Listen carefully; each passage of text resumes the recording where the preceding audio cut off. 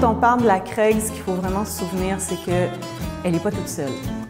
Elle est construite avec sa sœur jumelle, la station Riverside, qui est au pied du canal de la Chine. Elles se ressemblent beaucoup d'ailleurs, toutes les deux. Elles ont été conçues par les mêmes architectes, la même année et pour la même raison. On est à la fin du 19e siècle, en 1886. Et pourquoi est-ce qu'on les bâtit? Parce que Montréal a un problème d'inondation.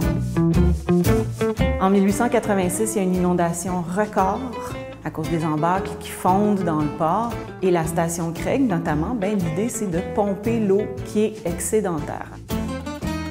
Les deux stations, Craig et Riverside, ont continué d'être actives loin dans le 20e siècle. Et c'est pour ça qu'aujourd'hui, on essaie de les sauver parce que c'est dommage de les voir abandonnés comme ça. Malgré l'état moribond de la station Craig, elle a continué à vivre quand même, mais de façon secrète. Des squatteurs et nous-mêmes y avons défilé, nous les explorateurs urbains. On y a découvert un bijou, un bâtiment machine incroyable. On a eu un coup de foudre. Puis on a ressenti le besoin urgent de pouvoir la sauver et la sauvegarder et puis en prendre soin.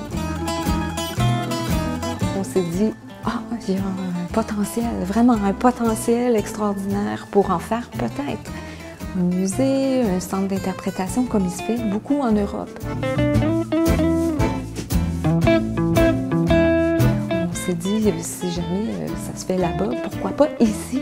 Ça serait merveilleux. L'idée a germé et puis est venu l'élément catalyseur, c'est le PPU des Faubourgs. On s'est mis au travail et on a décidé d'agir.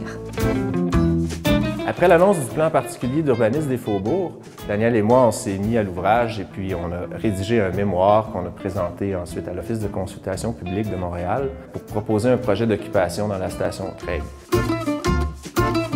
À l'été 2020, on a été invité à joindre un comité de travail sur la station Craig qui est composé de différents départements de la ville de Montréal. Tous ensemble, on travaille à élaborer un projet pérenne afin de pouvoir amener le grand public visiter ces installations souterraines et éventuellement peut-être même les canalisations qui se trouvent sous la station Craig.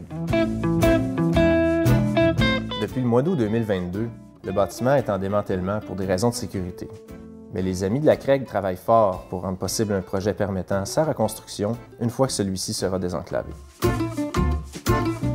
L'intention derrière tout ça, c'est de reconstruire la Craig telle qu'elle était afin que le public puisse apprécier ce joyau. Je suis Danielle Plamondon. Je suis Eliane Bellec. Je suis Pierre-Luc Rivet et nous sommes les Amis de la Craig.